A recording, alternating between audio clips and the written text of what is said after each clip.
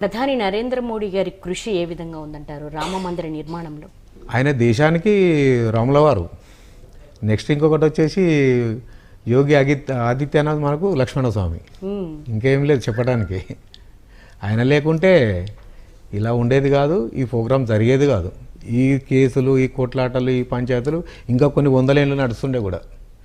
ఆయన పట్టించుకున్నాడు, అది ఏం చేయాలో ఆయనకు తెలుసు, చేసేసిండు అంతే. అట్లాంటి కార్యక్రమాలు ఎన్నో చేసిండు కూడా. అట్లనే ఏదే కానీ ఇప్పుడు కొంతమంది ఉంటారు, నేను చేస్తున్నట్టాడు 100 ఏళ్ళు అయిపోతుంది, అది ఏం చేయడు, ఇదే చేస్తుంటాడు. ఇప్పుడు ఏం చేస్తుంటాడు చెప్పడమే.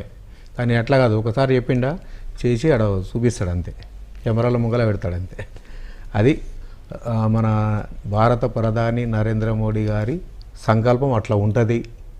ఆయనకు మన హిందూ ప్రజలే కాకుండా అనేది కాదు, మన తెలుగు ప్రజలు అనేది కాదు, ముఖ్యమైన విషయం ఏంటంటే 140 కోట్ల భారతీయులం అందరం ఆయనకు, ఆయన వెనకముడు ఉంటే చాలు, ఆయన నడిపిస్తాడు ముంగట.